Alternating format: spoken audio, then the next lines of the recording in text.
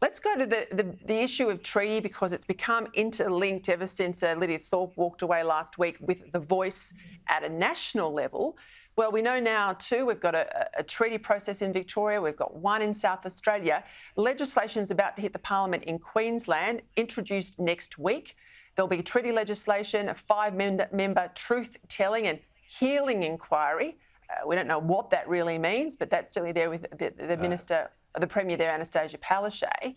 We're going to have treaties right around the country. It's not Victoria with all Victorian Aboriginal people. It will be with the multitude of clan groups in Victoria, the multitude in Queensland, and we'll have them in South Australia.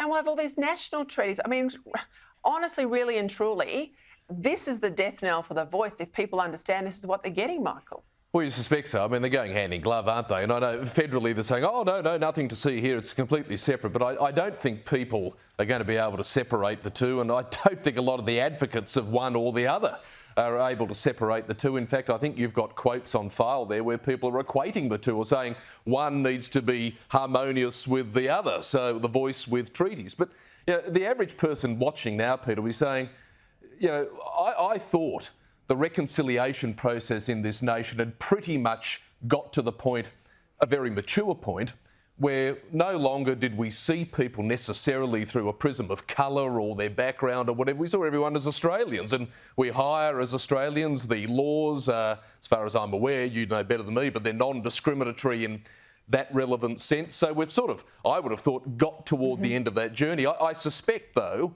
what we're seeing here is the truth that the reconciliation project will never come to its final destination. It's going to be an ongoing project, and I think for a lot of people, it's a rather lucrative project, isn't it? Michael's point there about will Australians see this state-based treaty movement as applicable to the Commonwealth and the voice?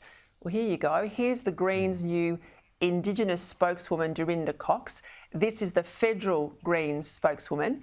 Here she is with Laura Jays this morning. Have a listen. It's important to have a voice, and the establishment of the voice will be complementary to treaty making. We need to ensure that sovereign to sovereign nations are able to sit down and negotiate with each other, but also with, as I said, all levels of government. And we know the Greens are supporting the voice, which is why Thorpe has walked, because in Adam Bandt's own words, he said this last week, he has had private assurances from the Prime Minister on issues like treaty and truth-telling.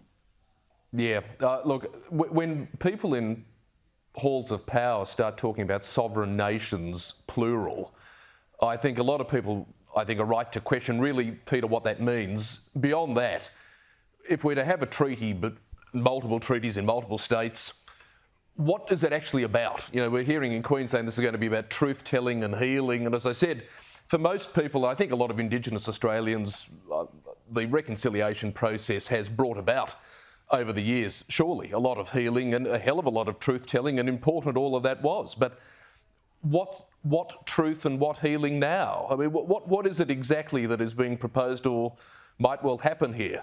I think people deserve to know those details. I'm not sure they do. To be honest, I'm not sure many of those in power know those details at this point either. I think some do on the Labor side. They just don't want to tell you about it, Michael. Maybe.